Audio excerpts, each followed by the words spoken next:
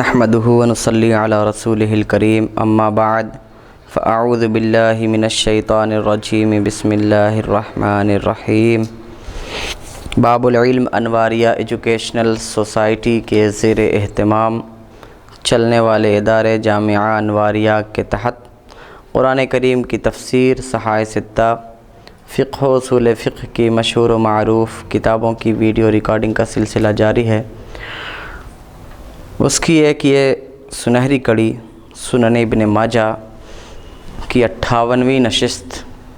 58th episode آپ کی خدمت میں پیش ہے۔ آج کی گفتگو 1451 حدیث نمبر سے ہوگی۔ کتاب الجنائز کا یہ 5واں باب ہے۔ باب ما جاء فی المؤمن یؤجر فی النزع، یعنی نزع کے عالم میں مومن کو جو ثواب ملتا ہے اس کے بیان میں۔ حدیث نمبر 1451۔ حدثنا ہشام بن عمار حدثنا الولید بن مسلم حدثنا الاوزاعی عن عطا عن عائشہ ان رسول اللہ صلی اللہ تعالی علیہ وسلم دخل علیہا وعندها حمیم لها یخنقه الموت فلما رأى النبی صلی اللہ تعالی علیہ وسلم ما بها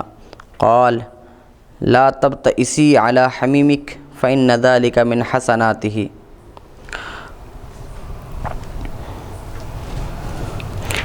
اس باب کا مطلب یہ تھا کہ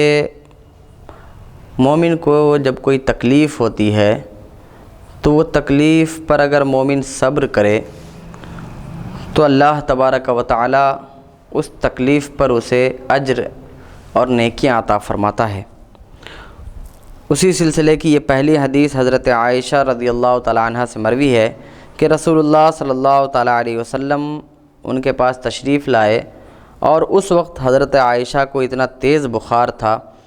کہ انہیں لگ رہا تھا کہ بس ان کی موت واقع ہونے والی ہے۔ جب نبی کریم صلی اللہ تعالی علیہ وسلم نے حضرت عائشہ کی یہ حالت دیکھی تو آپ نے پوچھا کہ تم اپنے بخار پر غمگین نہ ہو، کیونکہ یہ تو نیکیوں میں سے ہے، یعنی بخار کا آنا یہ ہماری نیکیوں میں اضافہ ہے۔ اگر کوئی شخص بیمار ہوتا ہے اور اس بیماری پر صبر کرتا ہے تو اللہ تبارک و تعالی اسے اجر عطا فرماتا ہے۔ دوسری حدیث نمبر 1452۔ حدثنا بکر بن خلف ابو بشر حدثنا یحیی بن سعید عن المثنى ابن سعید عن قتادہ عن ابن بریدہ عن ابیہ ان النبی صلی اللہ تعالی علیہ وسلم قال المؤمن یموت بعرق الجبین۔ نبی پاک صلی اللہ تعالی علیہ وسلم کا ارشاد ہے، حضرت ابن بریدہ اپنے والد بریدہ سے روایت کرتے ہیں کہ نبی پاک صلی اللہ تعالی علیہ وسلم نے فرمایا کہ مومن پیشانی کے پسینے کی وجہ سے موت ہوتی ہے۔ پیشانی کے پسینے کی وجہ سے موت ہونے کا مطلب یہ ہوا کہ مومن جب بیمار ہوتا ہے اللہ تبارک و تعالی بیماری کی وجہ سے اسے جو تکلیف دیتا ہے تو اس تکلیف میں جو پیشانی پر اس کے پسینہ آتا ہے تو وہ پیشانی پر پسینہ آنا اگر وہ برداشت کرتا ہے اس پسینے کو، یعنی اس سختی کو برداشت کرتا ہے تو اللہ تبارک و تعالیٰ کے رسول فرماتے ہیں کہ اس کی موت ویسی ہی ہوتی ہے، یعنی اگر اس موت پر وہ صبر کرتا ہے تو اللہ تبارک و تعالیٰ اس پیشانی کے پسینے کے بدلے میں اسے ثواب عطا فرماتا ہے، اجر عطا فرماتا ہے۔ حدثنا روح بن الفرج حدثنا نصر بن حماد حدثنا موسى بن کردم عن محمد بن قیس عن ابی بردہ عن ابی موسیٰ قال سألت رسول اللہ صلی اللہ تعالی علیہ وسلم متى تنقطع معرفة العبد من الناس قال اذا عاین۔ حضرت ابو موسیٰ اشعری رضی اللہ تعالیٰ عنہ سے مروی فرماتے ہیں کہ میں نے رسول اللہ صلی اللہ تعالی علیہ وسلم سے پوچھا کہ وہ کون سا وقت ہے جب ایک انسان لوگوں کو پہچاننا ختم کر دیتا ہے، یعنی وہ کون سا وقت ہے کہ اس وقت کے بعد موت کے بارے میں پوچھ رہے ہیں کہ موت جب آتی ہے تو اس میں کون سا ایسا وقت ہوتا ہے کہ وہاں سے آگے انسان کسی دوسرے انسان کو پہچان نہیں پاتا ہے، اسے معلوم نہیں ہوتا ہے کہ یہ کون شخص ہے؟ تو رسول اللہ صلی اللہ تعالیٰ علیہ وسلم نے ارشاد فرمایا، اذا عاینہ، جب وہ بندہ معائنہ کر لیتا ہے، دیکھ لیتا ہے، یعنی جب وہ بندہ فرشتوں کو دیکھ لیتا ہے تو اس کے بعد وہ پہچاننا بھول جاتا ہے، نہیں پہچان پاتا کہ میرے سامنے جو ہے وہ میرا بیٹا ہے کہ بیٹی، بیوی ہے کہ بہن، یا اور کوئی دوسرا میرا باپ، چچا، ماموں، کسی کو نہیں پہچان پاتا۔ انسان کی دو حالت ہوتی ہے، ایک حالت ایسی بھی ہوتی ہے کہ انسان مہینوں پہلے سے کسی کو نہیں پہچان پاتا کہ وہ کون ہے، تو یہ وہ حالت نہیں ہے جس کے بارے میں حضرت ابو موسیٰ اشعری رضی اللہ تعالیٰ عنہ کا سوال ہے، اور نہ ہی یہ وہ حالت ہے جو رسول اللہ صلی اللہ علیہ وسلم نے جواب دیا، بلکہ کبھی ایسا ہوتا ہے کہ انسان کسی اور بیماری کی وجہ سے، کبھی عمر کی درازی کی وجہ سے بھول جاتا ہے اور نہیں پہچان پاتا کہ میرے سامنے جو ہے وہ کون شخص کھڑا ہے، کون ہے وہ۔ لیکن جب موت کا وقت بہت ہی قریب آتا ہے، اتنا قریب کہ فرشتے اسے نظر آ جاتے ہیں، تو ایسی صورت میں وہ انسان دوسرے لوگوں کو پہچاننا بھول جاتا ہے، پہچان نہیں پاتا، اسے سمجھ میں نہیں آتا ہے کہ یہ کون ہے۔ اور اس کی وجہ یہ ہوتی ہے کہ فرشتوں کو دیکھ لینے کے بعد انسان کا ایک طرح سے تعلق ختم ہو جاتا ہے، اور اسے اس بات کا احساس ہو جاتا ہے کہ اب ہم اس دنیا سے جانے والے ہیں۔ اور فرشتے جو آتے ہیں تو فرشتے رحمت کے بھی ہوتے ہیں اور عذاب کے بھی۔ تو مسلمان کے پاس جو فرشتے آتے ہیں وہ رحمت کے فرشتے آتے ہیں، اور کافروں کے پاس عذاب کے فرشتے آتے ہیں، اور پھر دونوں کی روح کو، چاہے وہ مومن ہو یا کافر، اگر مومن ہے تو اس کی روح کو رحمت کے فرشتے لے جاتے ہیں، اور اگر کافر ہے تو اس کی روح کو عذاب کے فرشتے لے جاتے ہیں۔ اور عذاب کے فرشتے کافر کی روح کو سجین میں رکھ دیتے ہیں، جو تحت الثری سمجھیے کہ پاتال، وہاں یعنی خاص وہ جگہ ہے جو عالم برزخ بھی کہلاتی ہے۔ کہ عالم برزخ کا مطلب یہ ہوا کہ اس دنیا سے جانے کے بعد اور قیامت برپا ہونے سے پہلے ایک اور دنیا ہے، اس میں تمام لوگوں کی روحیں رہتی ہیں۔ اب نیک لوگ ہیں تو ان کی روح علیین میں رہتی ہے، اونچے درجے میں رہتی ہے، اور جو برے لوگ ہیں ان کی روح سجین میں رہتی ہے، یعنی کہ جو برے کا مطلب کافر و فاسق ہیں۔ پھر فاسق میں مسلمان بھی شامل نہیں، یہ فاسق وہ کافر ہی کے معنی میں۔ جی۔ پھر کچھ ایسے لوگ ہوتے ہیں کہ مر جاتے ہیں تو کہتے ہیں ان کی آتما نظر آئی، ان کا بھوت نظر آیا، ایسا بھی سننے میں آتا ہے۔ جیسے خاص طور سے ہندوؤں میں یہ زیادہ مانا جاتا ہے کہ فلاں کا بھوت آیا تھا، جیسے کوئی اور مرد مرا یا کوئی عورت مری تو اس کے اوپر آتا ہے اور وہ مرے ہوئے آدمی کا نام لے کر کہتا ہے کہ میں فلاں شخص ہوں۔ حالانکہ میں آپ کو بتاؤں کہ یہ بھوت نہیں ہوتے۔ رسول اللہ صلی اللہ تعالیٰ علیہ وسلم کا ارشاد ہے، لا غول فی الاسلام، یعنی بھوت جس کو ہم کہتے ہیں وہ اسلام میں نہیں ہوتے، یعنی اسلام اس بات کو نہیں مانتا کہ بھوت بھی کوئی چیز ہے۔ بھوت سے مراد جن نہیں ہے، جن اور شیطان ان کا تو اسلام ان کو مانتا ہے، اللہ تبارک و تعالیٰ کی مخلوق میں سے ایک ہے، اور ابلیس جو ہے عزازیل وہ بھی جنوں میں سے ہی ہے، لیکن سردار ہے، کمینہ ہے، تو اسی لیے اس کو شیطان کا نام دیا جاتا ہے۔ بھوت جس کو کہا جاتا ہے وہ انسان کی روح کو مانتے ہیں لوگ، خاص طور سے کفار مانتے ہیں کہ انسان کی روح ہوتی ہے اور وہ دکھائی دیتی ہے کسی کو۔ تو میں آپ کو بتاؤں کہ روح کو اتنی چھوٹ ہی نہیں رہتی، وہ بھی خاص طور سے کافر کی روح کو اتنی چھوٹ نہیں رہتی کہ وہ اپنے گھر سے، یعنی جہاں اس کو رکھا گیا ہے وہاں سے وہ باہر نکل سکیں، تو وہ پھر کیسے جا سکتی ہے؟ لیکن یہ بھی سچ ہے کہ کسی عورت پر یا کسی مرد پر آ جاتا ہے، سایہ پڑتا ہے، اور وہ اس سے جب پوچھا جاتا ہے کون ہو تو وہ مرے ہوئے آدمی کا نام لیتا ہے۔ تو یہ ہوتا کون ہے؟ وہ شیطان ہی ہوتا ہے جو جھوٹ بولتا ہے کہ میں وہ اس آدمی کا نام لے کے کہتا ہے کہ میں وہ ہوں، مثلا کہتا ہے میں رمیش ہوں،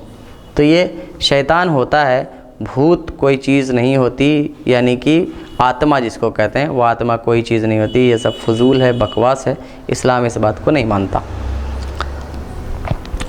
तो जब इंसान देख लेता है फरिश्ते को तो उसके बाद से वो समझना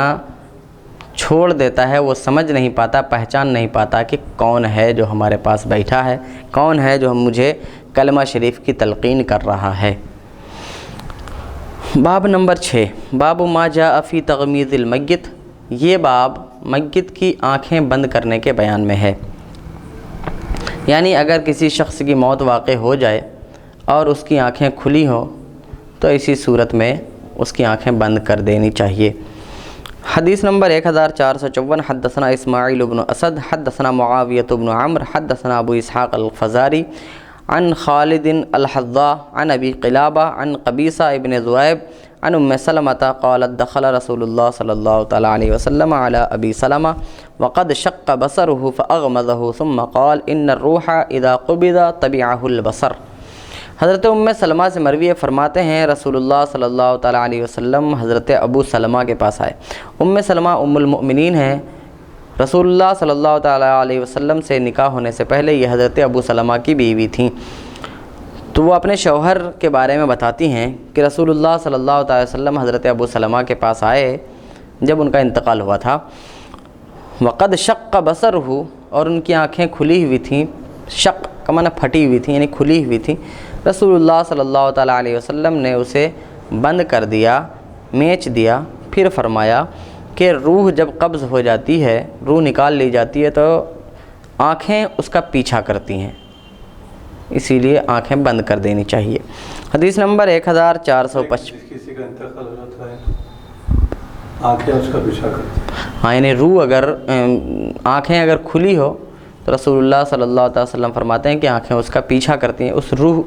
के ताक़ुब में जाती हैं, पीछे पीछे जाती है, उसे बंद कर देना चाहिए। क्योंकि बहरहाल जिस्म का रूह से एक कनेक्शन बाक़ी रहता है और वो कभी ख़त्म नहीं होता, और हमेशा उस कनेक्शन के साथ वो उस जिस्म से, रूह से वो जिस्म एकदम कनेक्टेड रहता है। और इसकी वजह यह है कि क़ब्र में जो भी अज़ाब होगा या सवाल होंगे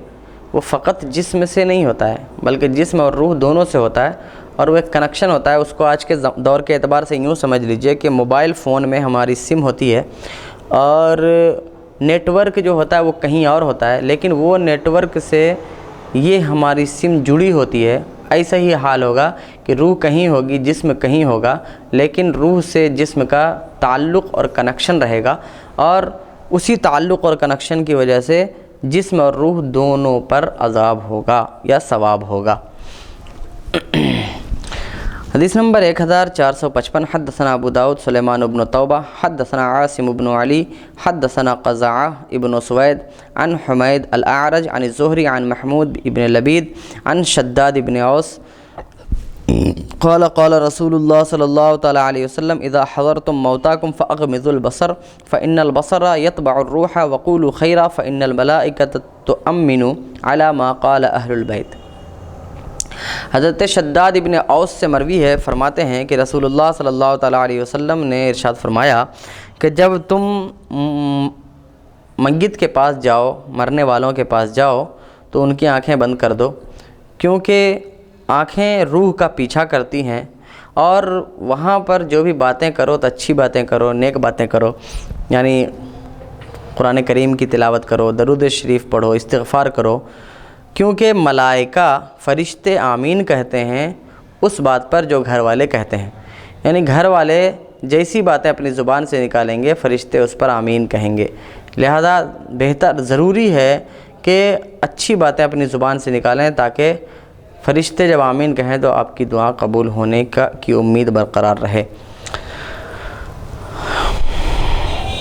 तो हदीस बाब नंबर 7, बाब मा जाअ फ़ी तक़बीलिल मय्यत।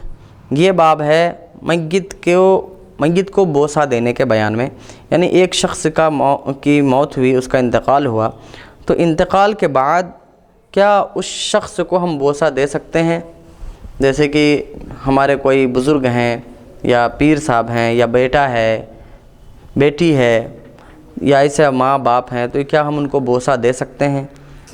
مرنے کے بعد؟ اس کا بیان۔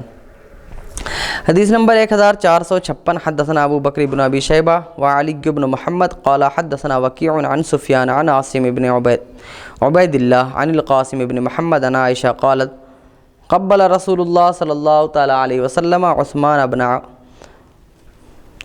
بن مظعون وهو میت فکأنی انظر الى دموعه تسیل علی خدیہ۔ حضرت عائشہ سے مروی فرماتے ہیں رسول اللہ صلی اللہ تعالیٰ علیہ وسلم نے حضرت عثمان ابن مظعون کو بوسہ دیا ان کے انتقال کے بعد، گویا کہ میں دیکھ رہی ہوں، یعنی حضرت عائشہ بتا رہی ہیں کہ جس وقت وہ بتا رہی ہیں اس وقت کے بارے میں بتا رہے ہیں کہ میں دیکھ رہی ہوں رسول اللہ صلی اللہ تعالیٰ علیہ وسلم کے آنسوؤں کو آپ صلی اللہ تعالیٰ علیہ وسلم کے رخسار پر بہتے ہوئے، یا پھر یہ بھی ہو سکتا ہے کہ میں دیکھ رہی ہوں رسول اللہ صلی اللہ تعالیٰ علیہ وسلم کے آنسوؤں کو عثمان ابن مظعون کے رخسار پر بہتے ہوئے، یعنی رسول اللہ صلی اللہ تعالیٰ علیہ وسلم رو بھی رہے ہیں اور حضرت عثمان ابن مظعون کو بوسہ بھی دے رہے ہیں، اور یہ حضرت عائشہ نے اپنی آنکھوں سے دیکھا تھا۔ حدیث نمبر 1457، حدثنا احمد بن سنان والعباس بن عبد العظیم وسہل بن ابی سہل قالوا حدثنا یحییٰ بن سعید عن سفیان عن موسیٰ بن ابی عائشہ عن عبید اللہ عن ابن عباس وعائشہ ان ابا بکر قبل النبی صلی اللہ تعالی علیہ وسلم وهو میت۔ حضرت ابن عباس اور حضرت عائشہ صدیقہ رضی اللہ تعالیٰ عنہ سے مروی ہے کہ حضرت ابو بکر صدیق رضی اللہ تعالیٰ عنہ نے رسول اللہ صلی اللہ تعالیٰ علیہ وسلم کی وفات کے بعد آپ صلی اللہ تعالیٰ علیہ وسلم کو بوسہ دیا۔ اس باب سے حاصل یہ ہوا کہ میت کو بوسہ دینا یہ نبی کریم صلی اللہ تعالیٰ علیہ وسلم کی سنت ہے، حضرت ابو بکر صدیق رضی اللہ تعالیٰ عنہ کی سنت ہے۔ بوسہ ایسے شخص کو دے سکتے ہیں جو ہمارے لیے محرم میں سے ہو، جن سے نکاح کرنا ہمیں حرام ہے، ایسی کوئی عورت ہے تو اس کو ہی بوسہ دے سکتے ہیں، جیسے ماں ہے، بہن ہے، دادی ہے، نانی ہے، پھوپھی ہے، خالہ ہے، ایسی عورتیں ہیں تو ان کو بوسہ دے سکتے ہیں۔ بیٹی ہے،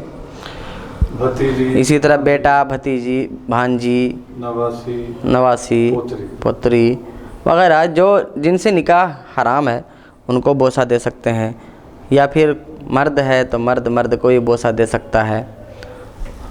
بشرطے کہ یہ بوسہ دینا اس بات کا ہوتا ہے، مطلب یہ ہوتا ہے کہ زندگی میں ان سے بہت محبت تھی، ان دونوں میں بہت لگاؤ تھا، تو اسی لگاؤ کا اظہار اب بھی ہوتا ہے کہ وہ انہیں بوسہ دے کے رخصت کر رہا ہے۔ باب نمبر 8، باب ما جاء فی غسل المیت، یہ باب میت کو غسل دینے کے بیان میں ہے۔ حدیث نمبر 1458، حدثنا ابو بکر بن ابی شیبہ حدثنا عبد الوہاب الثقفی عن ایوب عن محمد بن سیرین عن ام عطیہ قالت دخل علینا رسول اللہ صلی اللہ تعالی علیہ وسلم ونحن نغسل ابنته ام کلثوم فقال اغسلنها 3 او 5 او اکثر من ذلك ان رأيتن ذلك بماء وسدر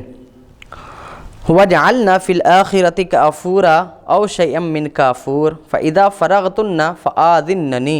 فلما فرغنا آذناه فألقى إلينا حقوه وقال أشعرنها إياه۔ حضرت ام عطیہ سے مروی ہے، فرماتی ہیں کہ رسول اللہ صلی اللہ تعالیٰ علیہ وسلم ہمارے پاس آئے، اس وقت ہم آپ صلی اللہ تعالیٰ علیہ وسلم کی بیٹی حضرت ام کلثوم رضی اللہ تعالیٰ عنہ کو غسل دے رہے تھے، یعنی حضرت ام کلثوم کی وفات کے بعد جب حضرت ام کلثوم کو غسل دیا جا رہا تھا، اس وقت رسول اللہ صلی اللہ تعالیٰ علیہ وسلم ان عورتوں کے پاس آئے جو غسل دے رہی تھیں اور انہیں کہا اغسلنها 3 او 5، تم لوگ انہیں 3 مرتبہ غسل دینا یا 5 مرتبہ دینا یا اس سے زیادہ دینا اگر تمہیں لگے کہ دینا ضروری ہے، یعنی 3 مرتبہ کم سے کم پورے بدن پر اس طرح پانی بہایا جائے کہ اچھے سے پورے بدن پر پانی بہہ جائے، یا 5 مرتبہ بہا سکتے ہیں یا اس سے بھی زیادہ بہا سکتے ہیں پانی، اگر نہلانے والے کو لگے کہ ابھی مکمل طور پر کام نہیں ہوا ہے، پوری صفائی نہیں ہوئی ہے تو اور اس سے بھی زیادہ بہا سکتے ہیں۔ اسی بات کو رسول اللہ صلی اللہ علیہ وسلم نے فرمایا ان رأیتن ذالک، اگر تمہیں ایسا لگے کہ اور پانی ڈالنا ہے تو اور ڈالنا، لیکن طاق مرتبہ ڈالنا، یعنی بے جوڑ۔ اور پانی کیا ہو؟ بماء و سدرن، یعنی 5 مرتبہ یا 3 مرتبہ یا اس سے زیادہ جو بھی تم نہلاؤ، پانی سے اور بیر کے پتے سے، یعنی کہ بیر کے پتے کو پانی میں ابال کر اس سے رسول اللہ صلی اللہ علیہ وسلم نے غسل دینے کا حکم دیا، جو آج تک رائج بھی ہے۔ وَجَعَلْنَا فِي الْآخِرَةِ کافورا، اور آخر میں جب آخر ہو جائے تو کافور یا کافور میں سے، یعنی یا تھوڑا کافور، یعنی کہ کافور سے انہیں غسل دینا، یا یہ مطلب ہے کہ آخر میں کافور بھی لگانا بدن پر۔ پھر جب تم ان سب سے فارغ ہو جانا تو مجھے خبر کرنا، مجھے بتانا کہ ہم لوگ غسل دے چکی۔ تو حضرت ام عطیہ فرماتی ہیں کہ جب ہم لوگ فارغ ہو گئے تو ہم نے آپ صلی اللہ تعالی وسلم کو آگاہ کر دیا، بتا دیا، تو رسول اللہ صلی اللہ تعالی علیہ وسلم نے اپنا قمیص مبارک ہمیں دیا اور فرمایا کہ یہ قمیص اسے پہنا دو، یہ قمیص اسے یعنی حضرت ام کلثوم کو پہنا دو۔ اس بات میں، اس حدیث میں ہمیں پہلے تو یہ بات معلوم ہوتی ہے کہ رسول اللہ صلی اللہ تعالی علیہ وسلم نے جب حضرت ام عطیہ غسل دے رہی تھیں اسی وقت اپنی قمیص حضرت ام کلثوم کے لیے کیوں نہ عطا کر دی، کہ یہ فرمایا کہ جب تم فارغ ہو جاؤ غسل سے اس کے بعد میں دوں گا، اس کے بعد مجھے خبر کرنا۔ تو اس کا جواب یہ ہے کہ رسول اللہ صلی اللہ تعالی علیہ وسلم یہ چاہتے تھے کہ یہ قمیص میرے بدن سے نکلنے کے بعد میری بیٹی کے بدن میں جائے، اور اس درمیان وقفہ زیادہ نہ ہو، لمبا وقفہ نہ ہو، کہ میرے بدن سے نکلنے کے بعد میری بیٹی کے بدن میں جانے تک زیادہ وقت نہ گزرے، اسی لیے تاکہ رسول اللہ صلی اللہ علیہ وسلم کی برکت انہیں حاصل ہو۔ دوسری بات یہ ہے کہ رسول اللہ صلی اللہ تعالیٰ علیہ وسلم نے اپنی قمیص حضرت ام کلثوم کو کیوں عطا فرمائی؟ اس سے یہ بات صاف طور پر معلوم ہوئی کہ بزرگان دین، انبیاء کرام، ان کے تبرکات اور ان کے استعمال کردہ، ان کی استعمال کی ہوئی چیزیں یہ باعث خیر و برکت ہوتی ہیں۔ ان کی وجہ سے اللہ تبارک و تعالی ہمیں برکتیں عطا فرماتا ہے، نجات عطا فرماتا ہے، اور ان کی بے ادبی اور گستاخی کرنے پر اللہ تبارک و تعالی عذاب بھی دیتا ہے۔ جیسا کہ رسول اللہ صلی اللہ تعالی علیہ وسلم کی آمد سے پہلے حضرت موسیٰ علیہ السلام تک، یعنی حضرت آدم علیہ السلام سے ہوتے ہوئے، بہت سے نبیوں کے پاس سے ہوتے ہوئے حضرت موسیٰ علیہ السلام تک ایک صندوق پہنچا تھا، زرنگار صندوق تھا، زر اندوز، یعنی کہ سونے سے بنا ہوا جنت کا صندوق تھا، جو حضرت موسیٰ علیہ السلام کے پاس آیا۔ اس میں حضرت آدم علیہ السلام، حضرت موسیٰ علیہ السلام، حضرت نوح علیہ السلام، بہت سے انبیاء کرام کی تصویریں بھی تھیں۔ اس میں کچھ تبرکات اور بھی تھے جو بنی اسرائیل کے لیے تھے۔ جب بھی بنی اسرائیل جنگ کرتی تو وہ صندوق اپنے سامنے رکھتے تھے وہ لوگ، اور انہیں یقین ہوتا تھا کہ اس صندوق کے وسیلے سے اللہ تبارک و تعالی انہیں فتح عطا فرمائے گا۔ یہ پوری بات آپ اگر دیکھنا چاہیں تو دوسرے پارے میں یہ پوری بات بیان ہے، مختصر طور پر اس کی تفسیر پڑھیں گے تو ہر مسلک کے ہر مفسر نے اس بات کو بیان کیا ہے کہ فلما فصل طالوت بالجنود قال، اس سے پہلے کیا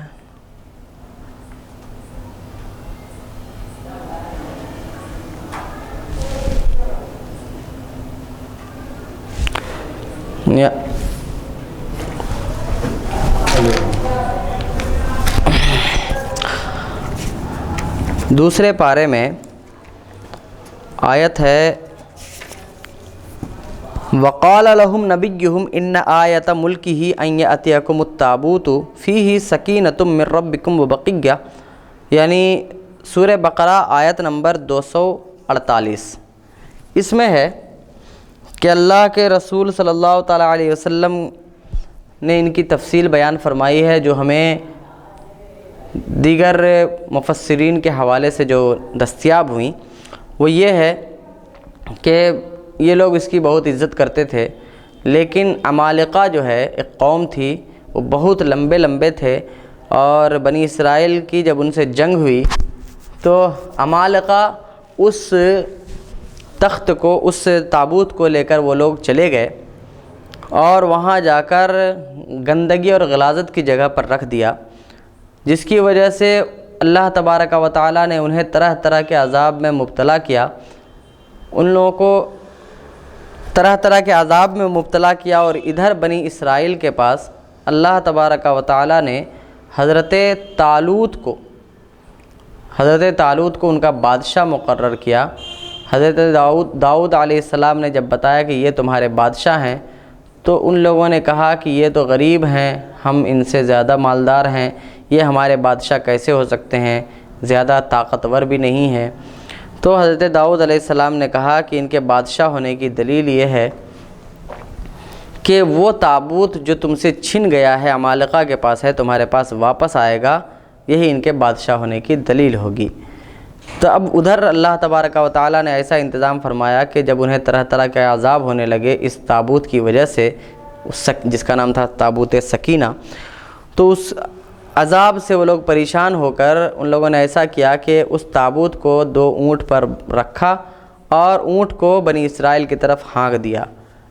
فرشتے یہاں تک لے کر آئے، بنی اسرائیل کے دروازے کے پاس ان کے محلے میں لا کر اسے چھوڑ دیا اور چلے گئے، اور تابوت ان کو مل گیا، جس کے بعد پھر حضرت طالوت جو ہے وہ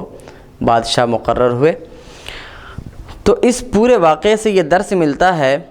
کہ انبیاء کرام، اولیاء کرام، بزرگان دین کے آثار و تبرکات کا ادب کرنا چاہیے، ان کا احترام کرنا چاہیے، اور مصیبت کے وقت اللہ تبارک و تعالیٰ ان کے واسطے سے، ان کے وسیلے سے دعائیں بھی قبول فرماتا ہے۔ اور ساتھ ہی ساتھ یہ بھی معلوم ہوا کہ جو لوگ ان کا ادب نہیں کرتے، احترام نہیں کرتے، اللہ تبارک و تعالیٰ ان پر عذاب بھی نازل فرماتا ہے۔ اللہ اکبر۔ لہذا ہمیں جو بھی انبیاء کرام یا اولیاء کرام کے تبرکات ملے ہیں، ہم ان کا احترام کریں، ان کا ادب کریں، کیونکہ با ادب با نصیب، بے ادب بے نصیب۔ اگر کوئی شخص بے ادب ہے تو نصیب اس کا خراب ہوتا ہے، اور اللہ نہ کرے کہ وہ بد نصیب ہو جائے، اور بد نصیب کافر ہی ہوتا ہے صرف۔ تو اللہ تبارک و تعالیٰ سے یہ دعا کرنی چاہیے کہ اللہ تبارک و تعالیٰ ہمیں با ادب با نصیب بنائے۔ آمین۔ سبحان اللہ، سبحان اللہ۔ تو رسول اللہ صلی اللہ تعالیٰ علیہ وسلم کو حضرت رسول اللہ صلی اللہ علیہ وسلم نے اپنی بیٹی حضرت ام کلثوم کو اپنی قمیص کفن میں دی۔ اس سے ایک بات یہ بھی معلوم ہوئی کہ کفن میں جو کپڑے ہیں ان میں سے ایک کپڑا قمیص بھی ہے، یعنی قمیص بھی دیا جائے گا۔ حدیث نمبر 1459، حدثنا ابو بکر بن ابی شیبہ حدثنا عبد الوهاب الثقفی عن ایوب حدثتنی حفصہ عن ام عطیہ بمثل حدیث محمد، وکان فی حدیث حفصہ اغسلنها وطرا، وکان فی اغسلنها 3 او 5، وکان فی ابدؤوا بمیامنها ومواضع الوضوء منها، وکان فی ان ام عطیہ قالت ومشطناها 3 قرون۔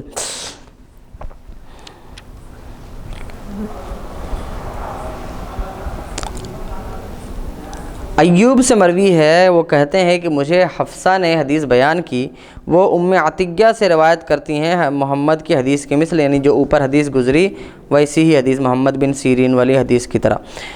حضرت حفصہ کی حدیث میں ہے کہ رسول اللہ صلی اللہ تعالیٰ علیہ وسلم نے فرمایا اسے طاق مرتبہ نہلانا، یعنی 3 5 7 اس طرح۔ تو حضرت حفصہ کی حدیث میں ہے کہ اسے طاق مرتبہ نہلانا، اور حضرت ام عطیہ کی حدیث میں ہے کہ اسے 3 یا 5 مرتبہ نہلانا۔ اور حضرت حفصہ کی حدیث میں یہ بھی ہے ابدؤوا بمیامنها ومواضع الوضوء منها، کہ نہلانے کی شروعات داہنے جانب سے اور وضو کی جگہوں سے کرو، یعنی جہاں جہاں وضو میں پہلے دھویا جاتا ہے ان سے شروعات کرو نہلانے کی۔ اور حضرت ام عطیہ کے حدیث میں یہ بھی ہے کہ وہ فرماتی ہیں کہ ہم نے ان کے 3 جوڑے بنائے، یعنی ہم نے ان کے بالوں میں کنگھا کیا اور ان کے 3 جوڑے 3 چوٹیاں بنائیں۔ تو اس حدیث سے استدلال کرتے ہوئے حضرت امام شافعی یہ کہتے ہیں کہ عورت کی 3 چوٹیاں بنا کر ان کے شانے پر، یعنی چھاتی پر، اوپر سینے پر رکھ دیا جائے گا،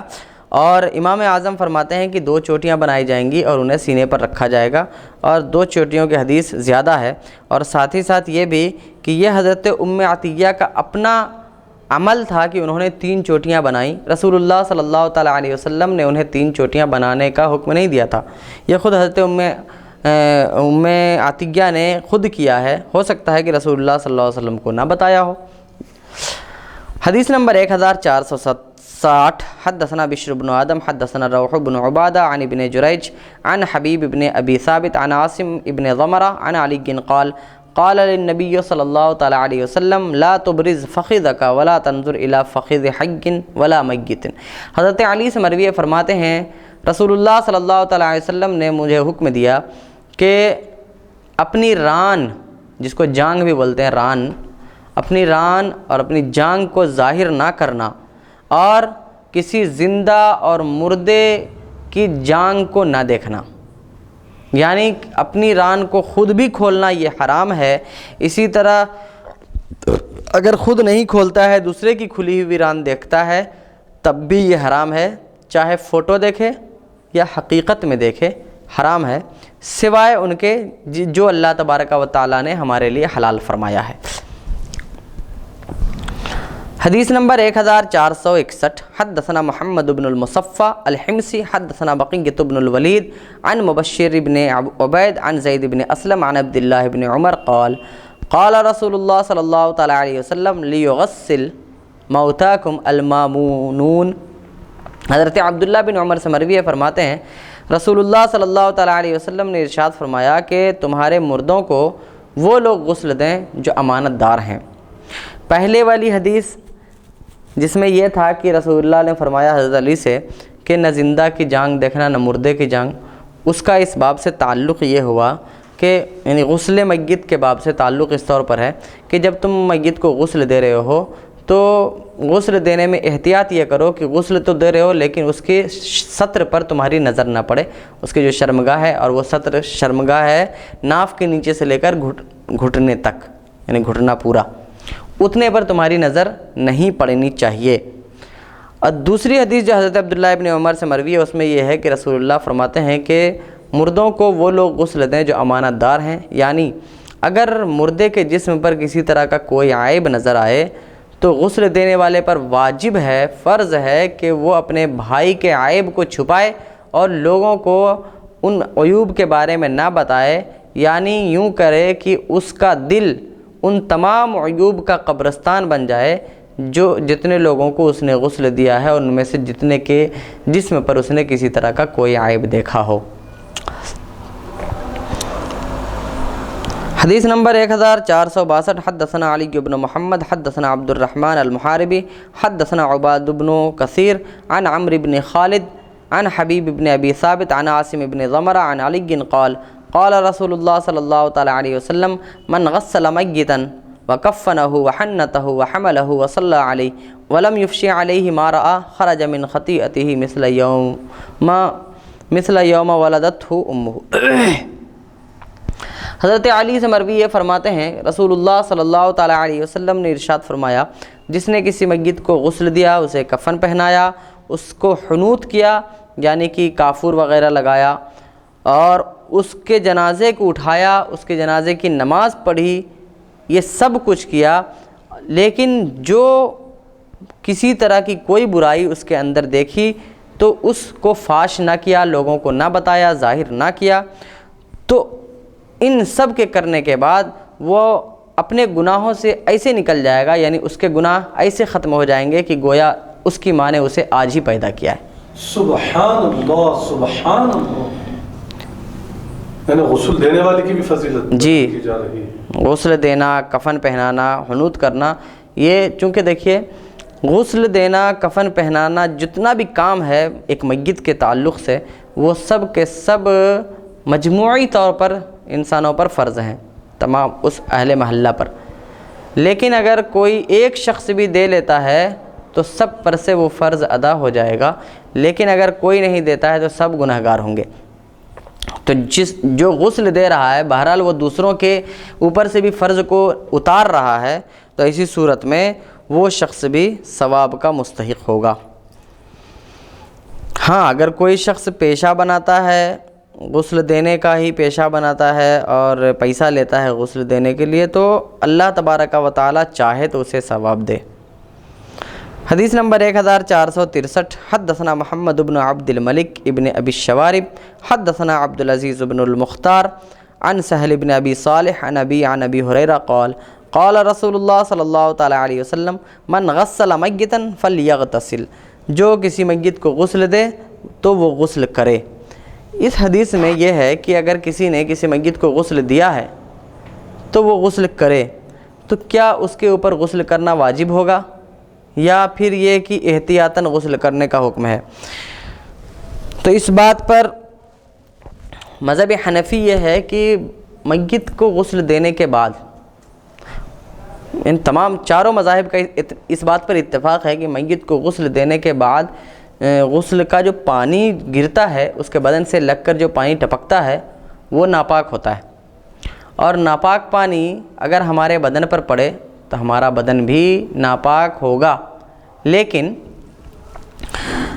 ناپاک چیز جو بھی ہوتی ہے اس کے بدن پر لگنے سے انسان ناپاک نہیں ہوتا، یعنی ایسی ناپاکی جس کی وجہ سے غسل فرض ہو جائے ویسا نہیں ہوتا. کیونکہ جیسے پیشاب بھی کسی انسان کے بدن پر لگ جائے تو صرف پیشاب کو دھو لینے سے وہ پاک ہو جاتا ہے. مثلا کسی بچے نے پیشاب کر دیا گود میں، تو اب ایسا نہیں، ضروری نہیں ہے کہ ہمیں غسل ہی کرنا پڑے گا، بلکہ اپنے کپڑے کو دھو لیں اور بدن پر جہاں پہ پیشاب لگا ہے اس بدن کو بھی دھو لیں، 3 مرتبہ اچھے سے دھو لیا جائے تو ایسی صورت میں پاک ہو گئے، نماز بھی پڑھ سکتے ہیں، اسی کپڑے کو پہن کر بھی نماز پڑھ سکتے ہیں. تو حاصل یہ ہے کہ اگر ہم میت کو غسل دے رہے ہیں تو اس کے بدن سے جو پانی ٹپک کر اس کے چھینٹے ہمارے کپڑوں پر یا ہمارے بدن پر پڑے ہیں تو وہ کپڑا یا بدن کا وہ حصہ ناپاک ہو جاتا ہے، اور اس کو دھو لینے کے بعد ہم دوبارہ اسی میں نماز پڑھ سکتے ہیں، اس کے جنازے کی نماز میں شریک ہو سکتے ہیں. ہاں اگر کسی شخص کو ایسا لگتا ہے کہ ہمیں غسل کرنا ہے تاکہ مکمل طور پر جہاں جہاں پورے بدن پہ جہاں جہاں بھی اس کا چھینٹا پڑا اچھے سے دھل جائے اور یقین حاصل ہو جائے کہ ہاں ایک بھی چھینٹا میرے بدن پر نہیں رہا، اسے ایسا لگتا ہے کہ جگہ جگہ چھینٹے پڑے ہوں گے، تو ایسی صورت میں اس بات کی اجازت ہے کہ وہ غسل کر سکتا ہے. لیکن صرف غسل کرانے سے انسان ناپاک نہیں ہوتا ہے. باب نمبر 9 باب ما جاء فی غسل الرجل امرأتہ و غسل المرأة زوجہا. یہ باب ہے کہ عورت اپنے شوہر کو اور مرد اپنی بیوی کو غسل دے سکتا ہے کہ نہیں مرنے کے بعد. حدیث نمبر 1464. حدثنا محمد بن یحییٰ حدثنا احمد بن خالد الذهبی حدثنا محمد بن اسحاق عن یحییٰ بن عباد بن عبد اللہ بن الزبیر عن ابیہ عن عائشہ قالت لو كنت استقبلت من امری ما استدبرت ما غسل النبی صلی اللہ تعالی علیہ وسلم غیر نسائہ. حضرت عائشہ سے مروی ہے، وہ فرماتی ہیں جو کچھ میں نے ابھی جانا ہے وہ اگر میں پہلے جان لیتی، یعنی رسول اللہ صلی اللہ علیہ وسلم کے انتقال کے بعد، ان کی تدفین کے بعد جو بات مجھے معلوم ہوئی ہے وہ بات اگر پہلے سے معلوم ہوتی مجھے تو نبی کریم صلی اللہ تعالی علیہ وسلم کو آپ کی بیویوں کے علاوہ کوئی بھی غسل نہ دیتا. اس پوری بات کا مطلب یہ ہوا،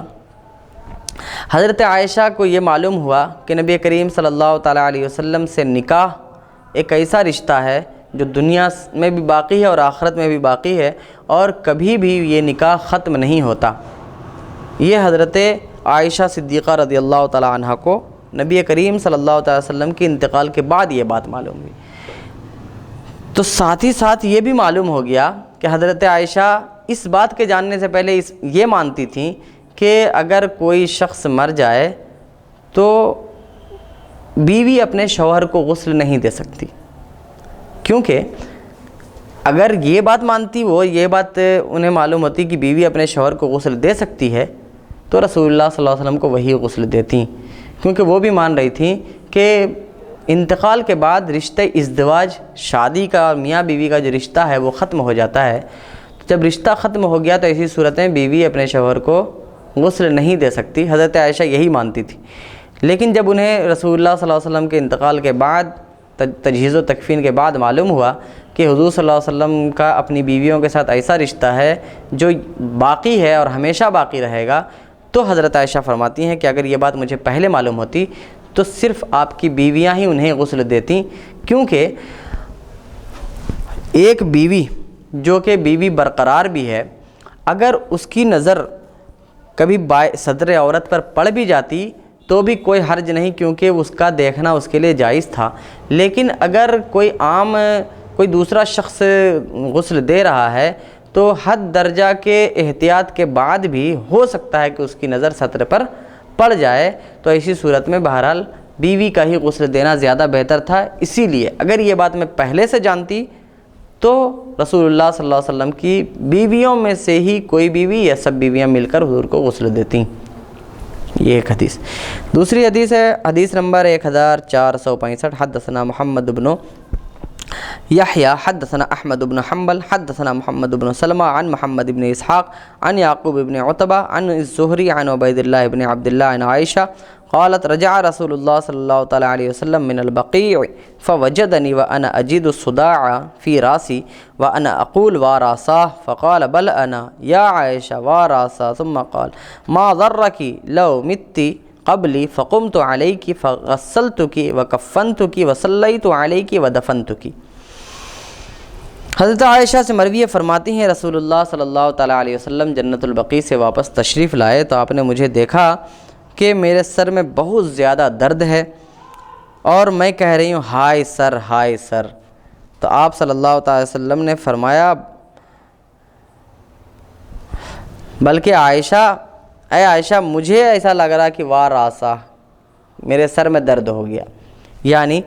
پھر فرمایا تمہیں کیا ما ضرکی، تمہیں کیا تکلیف ہے کہ اگر تم مجھ سے پہلے مر جاؤ گی تو میں تمہاری نماز جنازہ پڑھوں گا، میں تمہیں غسل دوں گا، میں تمہیں کفن دوں گا اور میں تمہارے قبر پر کھڑا ہوں گا اور میں تمہیں دفن کروں گا۔ یہ پوری بات رسول اللہ صلی اللہ علیہ وسلم نے بتائی، تو اس میں بھی یہ ہے کہ میں تمہیں غسل دوں گا، یعنی اس پورے دونوں باب میں پہلی بات سے یہ معلوم ہوا کہ حضرت عائشہ فرماتی ہیں کہ اگر یہ بات ہمیں پہلے سے معلوم ہوتی تو ہم رسول اللہ صلی اللہ علیہ وسلم کو غسل دیتے، اور اس حدیث سے یہ معلوم ہوا کہ حضرت عائشہ کو رسول فرما رہے ہیں کہ اگر تم مر جاؤ گی تو میں تمہیں غسل دوں گا۔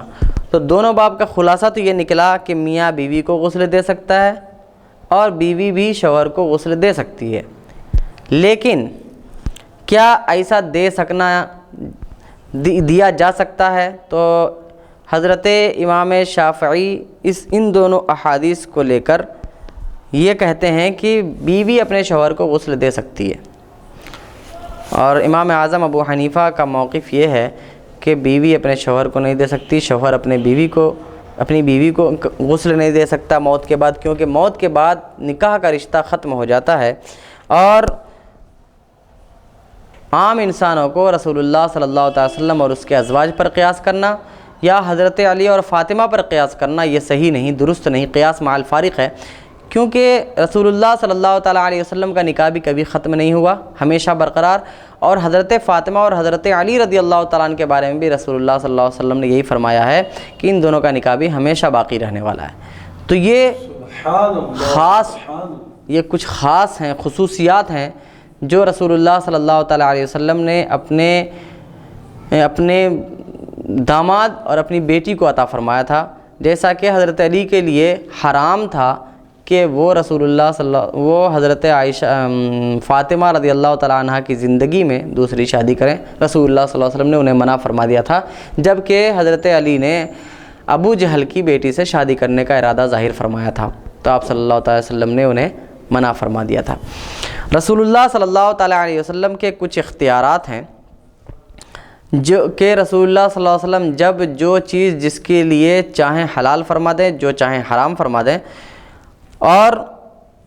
انہی اختیارات میں سے ایک یہ اختیار بھی تھا کہ حضرت علی دوسرے مردوں کے لیے 4 شادی بیک وقت کرنا جائز اور حضرت علی کو منع، دوسری شادی نہیں کر سکتے۔ یہ رسول کے اپنے اختیار میں سے جو اللہ تعالیٰ نے انہیں عطا فرمایا تھا۔ اختیارات رسول صلی اللہ تعالیٰ علیہ وسلم پر اگلی نشست میں انشاءاللہ تبارک و تعالیٰ بالتفصیل گفتگو آئے گی۔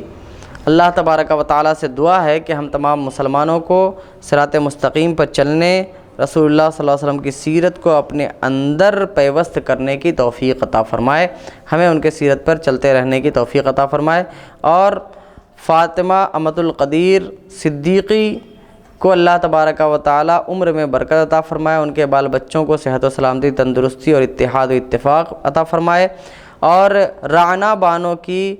کا آپریشن ہوا اللہ تبارک و تعالیٰ انہیں بھی جلد سے جلد صحت یاب فرمائے۔ السلام علیکم صلی اللہ تعالیٰ علی خیر خلق محمد و آلہ و صحبہ اجمعین۔